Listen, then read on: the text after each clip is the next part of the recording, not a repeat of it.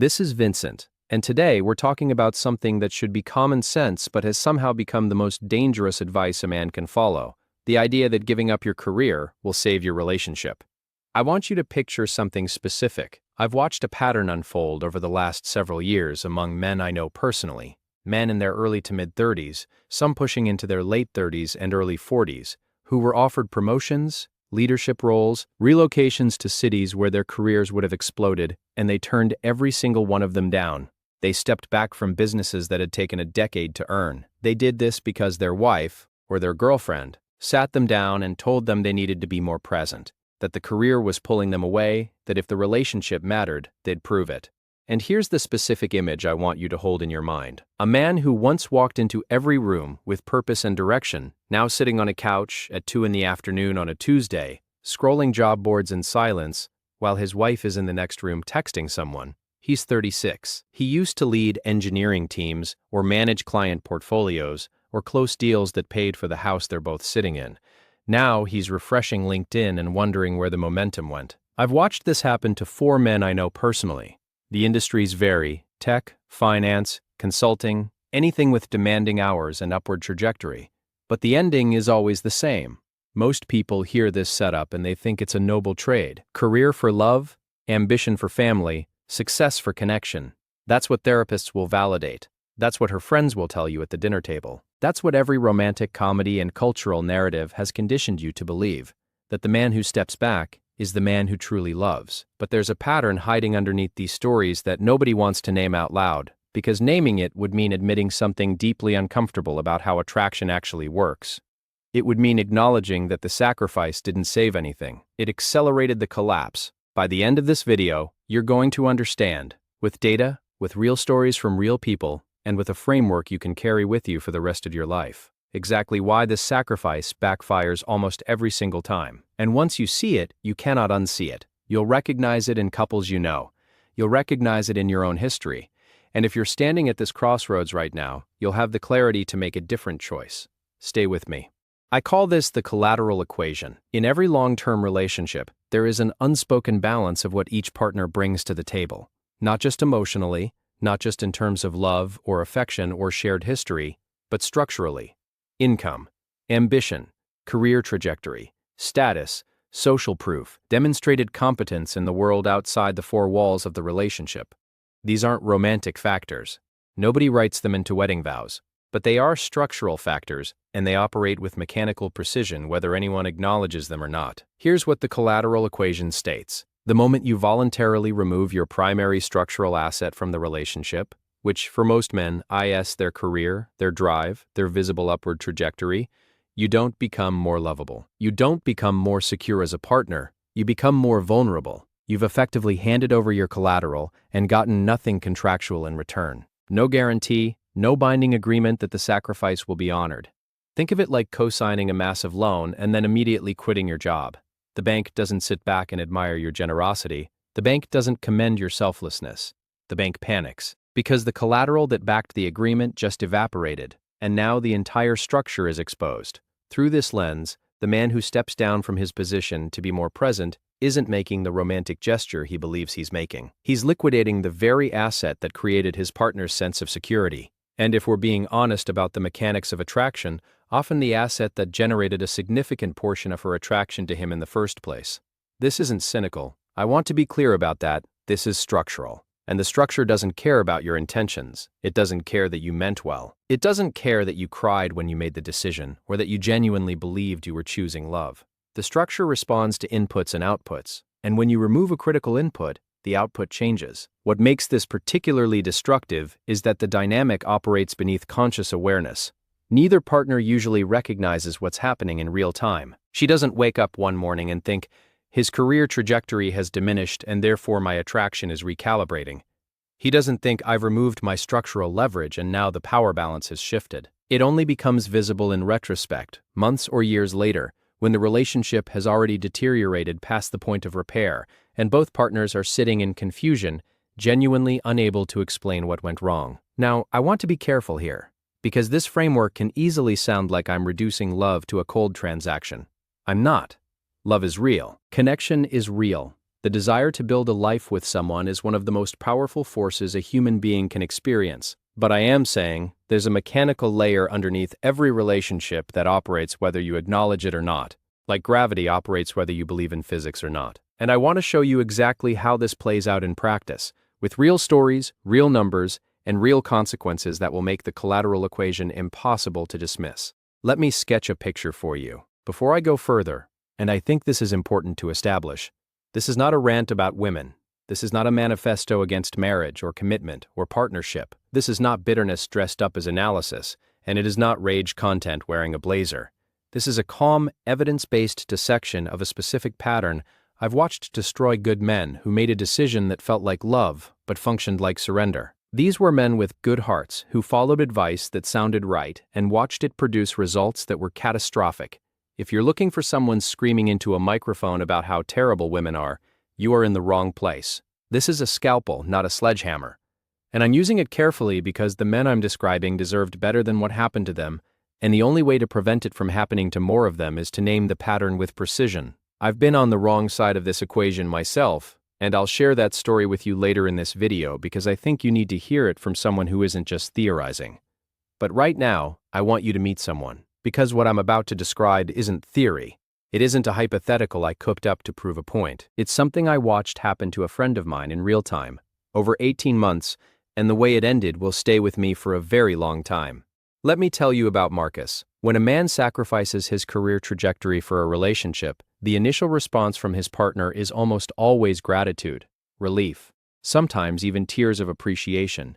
She feels chosen. She feels prioritized. She tells her friends, "He picked us. He picked the marriage." And that gratitude is genuine. I want to be fair about that. She means it in the moment. But here's what the collateral equation reveals. That gratitude has a half-life. It decays, and it decays faster than almost anyone expects. Within months, sometimes within weeks, the dynamic begins to shift beneath the surface. What she initially praised as selflessness, she begins to quietly reinterpret as a lack of ambition. The man who chose to stay starts to look like the man who was afraid to go. The man who stepped back starts to look like a man who didn't have the fire to step forward. And the expectation of what his career represented, security, direction, status, the promise of an upward future, didn't disappear just because the career did. It became an unmet need with no obvious source. And unmet structural needs don't announce themselves with clarity. They don't arrive as a clean, articulable thought. They manifest as something far more insidious. They manifest as, "I don't know, I just feel differently about us." But that's the surface-level read. Let me show you what this actually looks like inside someone's life. Late 2021, Marcus is 38 years old, a software engineering lead at a mid-sized tech firm in Denver, Colorado. He's been with his wife, I'll call her Sarah, for 9 years, married for 6. They have no children. Marcus is the primary earner. He pulls in about $135,000 a year.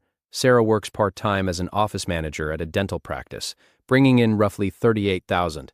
They live comfortably. Marcus drives a paid-off Subaru Outback. He's the kind of guy who doesn't flash money but quietly stacks it. The kind of engineer who lets his work speak for itself. In the fall of that year, Marcus gets the call. A company expanding aggressively into Austin, Texas, wants him for a senior engineering director role. It comes with a $40,000 raise, equity, and the kind of title that doesn't just look good on a resume, it reshapes a resume permanently. This is the kind of opportunity that lands on your desk maybe twice in a career if you're lucky. Marcus is excited. He brings it home to Sarah, expecting at least a conversation about possibilities. Instead, Sarah shuts it down almost immediately. Her mother is in Denver, her friend group is in Denver, her entire social structure is built around this city, and she has no interest in dismantling it. She looks at Marcus and says, "If this marriage matters to you, you'll stay." Marcus stays. He turns down the Austin role. He calls the recruiter and declines. He tells himself it's the right thing, that relationships require sacrifice and that a title isn't worth a marriage. He tells his friends it was an easy call. "She's more important than a title," he says, and he believes it completely. His manager at the Denver company is disappointed but understanding. Within 2 months, Marcus notices something subtle but significant.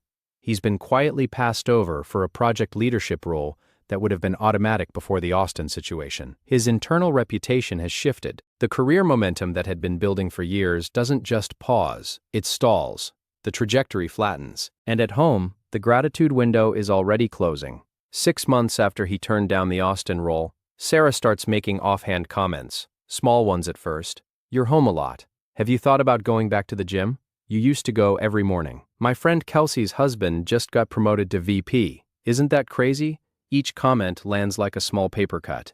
Individually, they're nothing. Collectively, they're a pattern.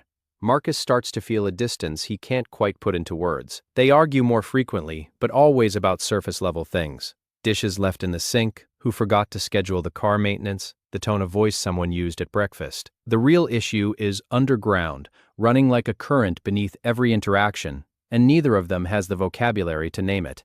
Then comes the night that Marcus will carry with him for the rest of his life. They're sitting at dinner, the silence has been heavy for 20 minutes. Sarah puts down her fork, looks at him, and says, I just don't see you the same way anymore. Marcus asks what she means by that. He genuinely doesn't understand. She pauses for a long time and then says, You used to have this fire. I don't know where it went. Marcus feels the floor drop out from under him, because he knows exactly where the fire went. The fire was the Austin offer. The fire was the trajectory, the momentum, the version of himself that was building something and moving upward, and had somewhere important to be. He gave up the fire for her. He extinguished it at her request, and now she's holding its absence against him without even recognizing the connection between her demand and its consequence. 18 months after Marcus turned down the Austin role, Sarah filed for divorce. She cited, growing apart. The phrase felt like a cruel joke. They didn't grow apart. He shrank, at her request, and she punished him for the result. You've seen this, maybe not with these exact details, not in Denver, not with a software engineer and a dental office manager, but you know someone who traded his trajectory for someone else's comfort and then sat in disbelief as the gratitude curdled into something cold and unrecognizable. The specific names change, the cities change, the dollar amounts shift up or down. But the pattern is identical every single time. What happened to Marcus wasn't personal. It felt personal, devastatingly, intimately personal, but it was structural. The collateral equation predicted it with precision. He removed his primary asset from the relationship, and the relationship recalibrated around the absence. Not with anger, not with resentment, not with some dramatic confrontation over a revealed betrayal, but with a slow, quiet erosion of respect that neither of them could name. It arrived wearing the disguise of vague dissatisfaction. It spoke in the language of I just feel differently, and by the time either of them could see it clearly, the marriage was already over. Most people think sacrifice proves love. That's the story we've been handed since childhood, in fairy tales, in films, in the well-meaning advice of parents and pastors and therapists who genuinely believe that love means putting the other person first, no matter the cost. But sacrifice that costs you your identity doesn't prove love. It proves dependency. And dependency is the opposite of attraction. Research on mate selection has demonstrated this consistently. Women's long-term attraction is significantly tied to a man's trajectory and ambition. Not merely his current income, but the direction he's moving and the confidence with which he's moving there. The title Marcus was offered, the raise, the equity, the Austin relocation, these weren't vanity metrics. They were structural signals of competence, direction, and upward momentum. When those signals disappeared, attraction didn't simply continue on the fumes of goodwill and shared history. It eroded, quietly, irreversibly. And the erosion felt like a mystery to both of them because neither had been taught to look at the structure beneath the story. And Marcus's story is the gentle version. What I'm about to describe next is what happens when the collateral equation plays out in public, in front of friends, in front of other couples, in a social setting where the loss of respect becomes impossible to hide. Because when the contempt goes public, the humiliation becomes a weight that a man carries into every room for years. Marcus's situation unraveled in private, behind closed doors, in quiet kitchens and silent car rides. Most of these stories do unfold that way, in the invisible space between two people where no one else can witness the slow collapse. But there's a version of this pattern that's far more brutal, the version where the erosion of respect becomes a spectator sport. And I need to tell you about Derek and Vanessa. Derek is 41. For the last decade, he's been climbing the ranks at a logistics company in Charlotte, North Carolina. He was on a vice president track, the kind of trajectory where senior leadership has already quietly earmarked you for the next open seat at the table. He worked long hours. He traveled frequently. And Vanessa, his wife of 7 years, a pharmaceutical sales rep pulling in about $95,000 a year, told him repeatedly, with increasing urgency, that his absence was destroying the family. They have 2 children, ages 4 and 6. Derek, like Marcus, made the call. He stepped down from his director-level position to a regional coordinator role. Less travel, less responsibility, less prestige. He went from a $165,000 trajectory to a $92,000 ceiling practically overnight. He did this because he loved his wife. He did this because he loved his kids, and Vanessa was thrilled. For about 4 months, then came the dinner party. 6 couples at a mutual friend's house in Charlotte. Wine flowing, conversation loose. Someone mentions a home renovation they're planning, knocking out a wall, adding a sunroom. Derek, half joking, says something about maybe tackling their own kitchen next year once the budget allows. And Vanessa, without missing a single beat, without even looking up from her wine glass, says, in front of everyone at that table, well, someone has to pay for this house. She laughs after she says it. A few people at the table offer nervous, uncomfortable chuckles. One wife glances at her own husband. Derek stares at his plate. The table moves on. But the damage is done, and everyone in that room felt it, even if no one will ever mention it again. He gave up the title. He gave up the salary. He gave up the version of himself that she originally fell in love with. And now she's publicly emasculating him at a dinner party with the same mouth that once begged him to be more present, to choose the family, to prove that the marriage mattered more than the corner office. This wasn't calculated cruelty. I don't believe Vanessa sat at home beforehand rehearsing ways to humiliate her husband in front of their social circle. This was the collateral equation expressing itself socially. The respect had already shifted internally. It had been shifting for months, and the social masks simply slipped. The wine didn't create the contempt. The wine just let it breathe. And Derek sat there, staring at his plate, absorbing a truth that his conscious mind still hadn't accepted. The sacrifice didn't save anything. It built the stage for his own humiliation. And before someone says, but what about work-life balance? I hear you. I genuinely do. There is a canyon-wide difference between setting healthy boundaries around your work schedule, protecting your evenings, being present for your kids' milestones, not answering emails at the dinner table, and dismantling your career ambitions entirely because your partner finds them inconvenient. One is maturity. One is the act of an adult man managing competing priorities with wisdom. The other is capitulation. It's surrender dressed in the language of love. And the relationship market, the market that governs attraction, respect, and long-term viability, knows the difference between the two even when you don't. Derek and Vanessa are still together, as of last I heard. But together is a generous word for what's happening in that house.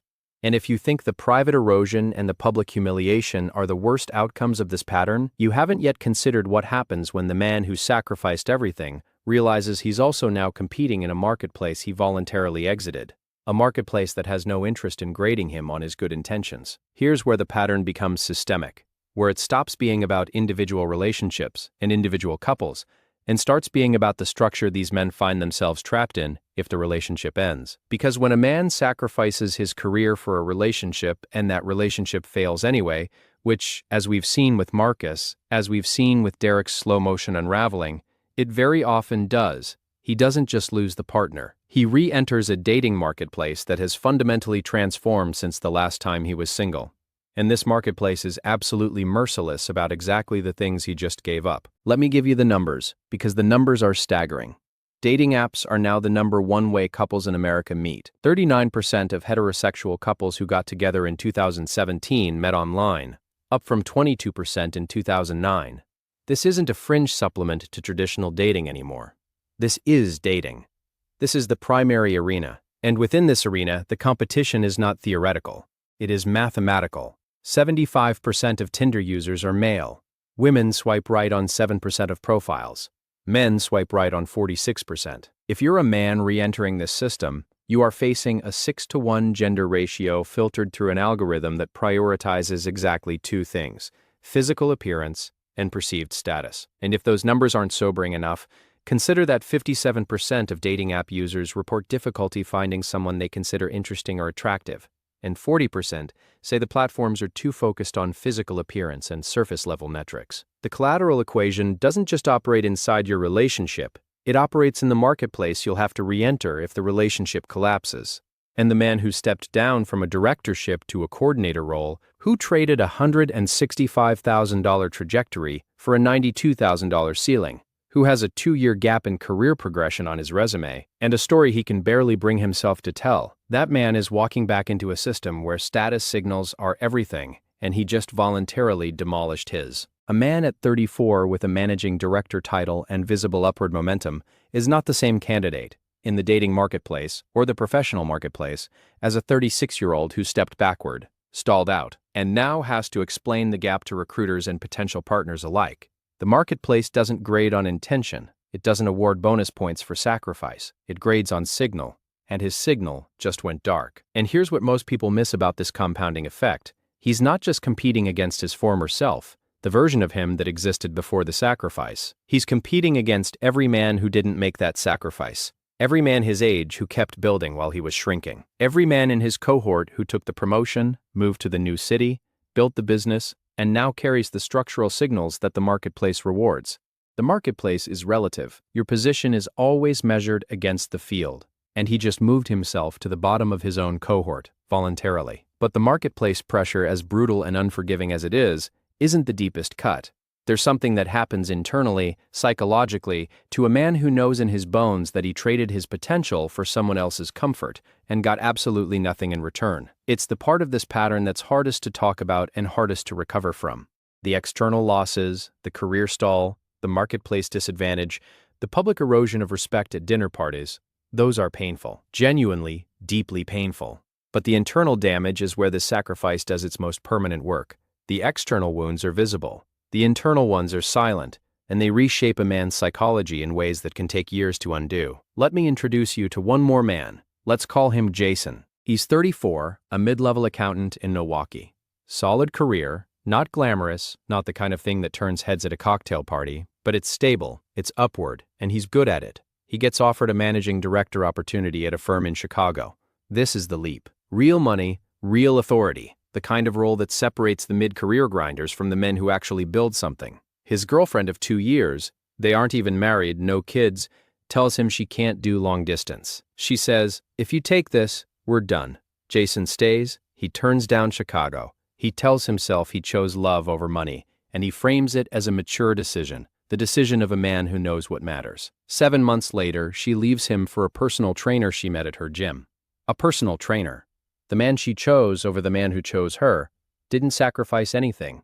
He didn't turn down a career-defining opportunity. He didn't suppress his ambitions or negotiate with his own trajectory. He simply showed up, projected energy and confidence and visible ambition in his own domain, and radiated exactly the vitality that Jason had just voluntarily surrendered. Now here's the psychological devastation, and I want you to sit with this for a moment. Jason doesn't just grieve the relationship. He grieves the version of himself he killed. He sits in his Milwaukee apartment, still at the same mid-level desk he was sitting at before the Chicago call came in, and the managing director role has been filled by someone else. The door closed, permanently, and he closed it himself. He can't even blame her, not really. She didn't force him, she gave him a choice, and he chose to stay, and now he has to live inside the consequences of that choice every single day. Some will say these men just picked the wrong women. That's the easy explanation, the comfortable one. But the pattern is too consistent for that explanation to hold any weight. Marcus in Denver, Derek in Charlotte, Jason in Milwaukee. 3 different cities, 3 different income brackets, 3 different stages of relationship, a 9-year marriage, a 7-year marriage, a 2-year girlfriend. The variable isn't the woman. The variable is the sacrifice itself. The sacrifice is the accelerant, not the antidote. The internal monologue a man in Jason's position runs, and I want to describe this honestly because too many people gloss over it, sounds something like this. What kind of man am I? I gave up everything and it wasn't enough. Maybe I'm just not enough. That thought doesn't arrive as a single dramatic moment of collapse. It doesn't hit like a thunderbolt. It's a slow, corrosive whisper that plays on repeat for months, sometimes years. It touches every decision he makes afterward. He hesitates before speaking in social situations. He carries an invisible weight that he can't explain to anyone because the story, "I gave up my career for love and she left anyway," sounds so pathetic, so humiliating, that he can't even say it out loud to his closest friends. So he carries it silently, and the weight reshapes him. And this brings us to the part of this conversation that nobody, not the therapists, not the relationship coaches, not the well-meaning friends who told him to put the relationship first, wants to say out loud, because it implicates a belief system that most people have never examined, And once you hear it, it reorganizes everything. Here's the part that will make some people uncomfortable. Here's the sentence that, once you hear it, reorganizes everything I've described today into a single, unavoidable truth. The women in these stories didn't leave despite the sacrifice. They left because of it. The sacrifice itself was not the savior of these relationships. It was the accelerant of their collapse. Let me build this out, because it deserves to be understood fully. When a man gives up his career trajectory for a relationship, he believes he's proving the ultimate devotion. He believes he's demonstrating in the most tangible way possible that she matters more than anything else. But what he's actually communicating, at the deepest, most primal level of human attraction, beneath the words and the gestures and the conscious reasoning, is that he can be stopped, that his ambition was negotiable, that his direction in life was conditional upon her approval, that the thing driving him forward, the fire, as Sarah called it, was never really his. It was hers to grant and hers to take away. And that signal, the signal of a man who can be redirected away from his purpose by emotional pressure, does not inspire love. It does not inspire admiration. It inspires a very specific kind of contempt that neither partner can consciously articulate, but both can feel in every interaction, every silence, every glance that lasts a half second too long. They didn't leave because he was absent. They didn't leave because he was selfish. They left because he became small. When he stopped building, he started shrinking. When he stopped leading, he started pleading. When he stopped growing, she stopped staying. And here's the final data point that makes this framework airtight. 18% of dating app users are already in relationships or married. Think about that number in the context of everything we've discussed today. These aren't just single people browsing out of curiosity. These are people in existing relationships who are keeping one eye on the marketplace. The collateral equation is always running, not just when you're single, not just when you're swiping, but while you're sitting on the couch next to your partner. And the partner who demolished his own collateral, who voluntarily stripped away the trajectory and the status and the ambition that made him competitive, that partner is the one most likely to be quietly replaced.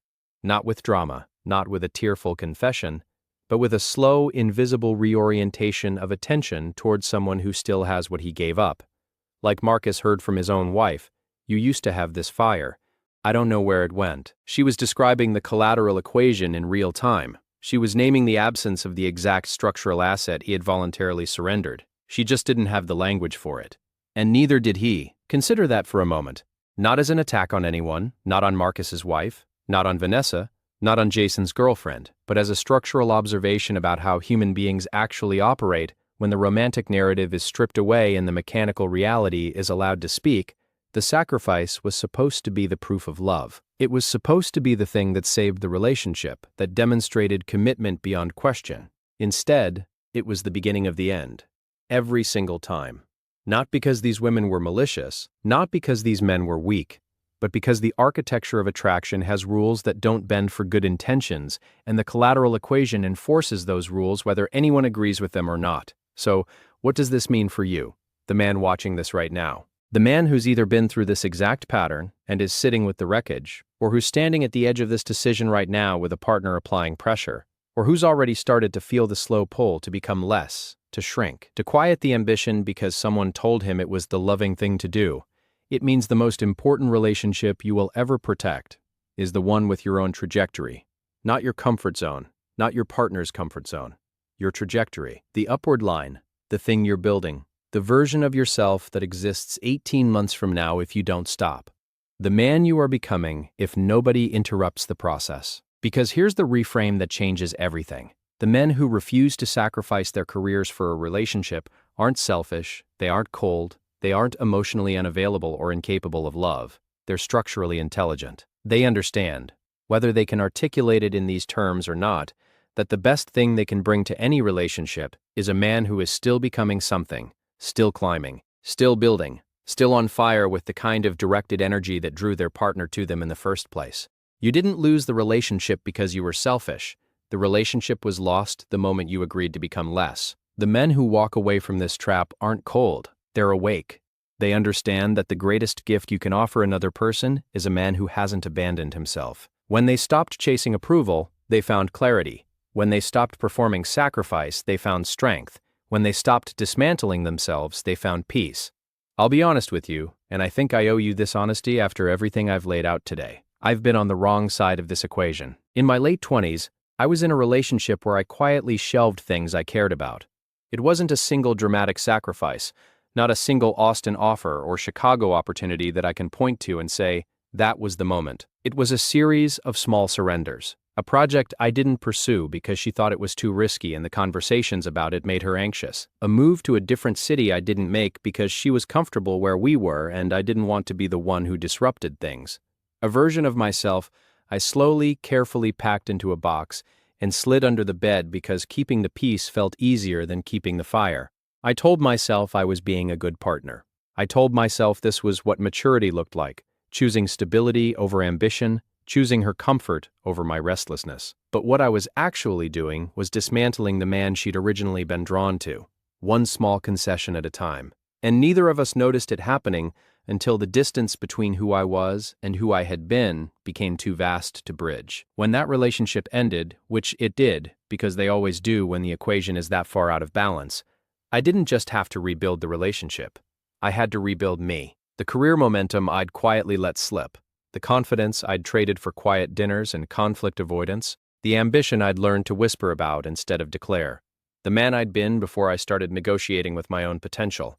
That reconstruction took years, not weeks, not months, years of rebuilding what I had voluntarily torn down, and it taught me something I will carry for the rest of my life. If you are a man watching this, and you are feeling the pull to step back, to step down, to make yourself smaller so that someone else can feel more comfortable with who you are, I need you to hear this as clearly as I can possibly say it. Your ambition is not the enemy of your relationship. Your ambition is the foundation your relationship is built on. Remove it, and the whole structure comes down. Not immediately, not dramatically, but inevitably. The way a building doesn't collapse the moment you pull a load-bearing wall. It stands for a while, it creaks, it shifts, and then one Tuesday afternoon it comes down and everyone acts surprised even though the engineering was obvious from the start. You are not selfish for building. You are not cold for choosing your career when the alternative is choosing your own diminishment. You are not broken for refusing to shrink. The men who understand this aren't running from love. They're running toward the only version of themselves that has anything real, anything lasting,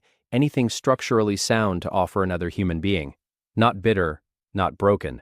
Built. This isn't giving up on love. This is waking up to how love actually sustains itself. I want to hear from you. Have you been asked to sacrifice your career for a relationship?